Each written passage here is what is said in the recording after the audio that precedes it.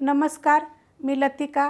आज मी तुम्हाला मक्याचा ठेचा बनवून दाखवणार आहे। त्यासाठी बघा तवा गरम करत ठेवला आहे। त्याच्यामध्ये आपण पहिले मिरच्या टाकून घेऊया। मिरच्या थोड्याशा डाग पडस्तोवर आपण भाजून घेऊया। ह्या तिखटवाल्या मिरच्या आहेत, तर तुम्ही ह्याच्या जागी पोपटी जरी मिरच्या घेतल्या तरी पण चालेल। मिरची बघा अशी डाग पडस्तोवर आपल्याला चांगली भाजून घ्यायची। तर ही मिरची काढून घेऊया आपण। ह्याच्यावर थोडंसं लसूण भाजला तरी पण चालू शकते।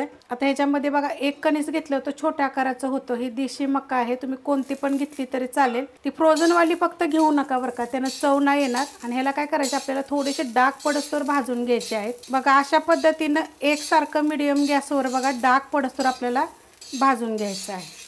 आता ह्याच्यात टाकायचे लसूण तुमच्या ह्याच्याप्रमाणे घ्या, कमी जास्त।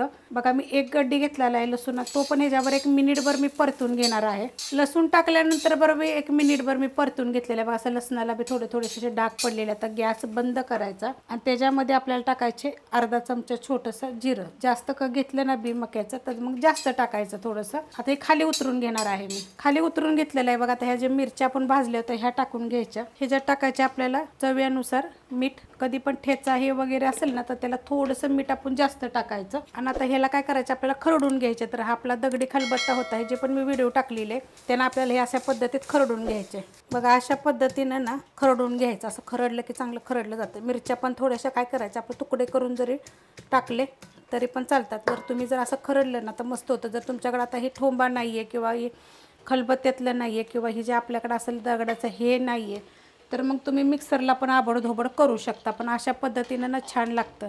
आता ह्याच्यामध्ये मी टाकणार आहे 2 ते 3 चमचे शेंगदाण्याचं कूट। हे काय केलेलं आहे, शेंगदाणे चांगले भाजलेले आहेत आणि मोठे मोठे असे कुटलेले आहेत। बघा ह्या चमच्याच्या मापानं आहेत।